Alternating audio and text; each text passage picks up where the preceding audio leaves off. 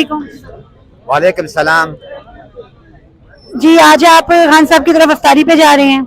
जी जी अल्हम्दुलिल्लाह खान साहब की दस्तरखान पर इंशाअल्लाह हम अफ्तारी करेंगे और पूरे मुल्क के लिए 22 करोड़ आवाम के लिए दुआ भी करेंगे कि अल्लाह पाक हमें हकीकी आज़ादी नसीब फरमाए। और जो पंजाब का जो 14 मई को इलेक्शन होने वाला है इंशाअल्लाह ताला इसमें पाकिस्तान तहरीक इंसाफ और खान साहब की कामयाबी के लिए हम इंशाअल्लाह दुआ करेंगे और दुआ गो भी हैं।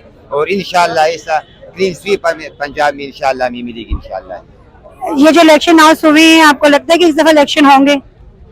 ज़रूर होंगे, क्योंकि हमारी बड़ी अदलिया ने जो फैसला दिया हुए, अभी जो ये टोला बैठा हुआ है ये अदालत के हुक्म पे बैठा हुए। अभी अदालत ने खान साहब के फेवर में जो फैसला दिया हुआ है इसको ये तस्लीम करना चाहिए, इस मुल्क की खातिर, इस अवाम की खातिर।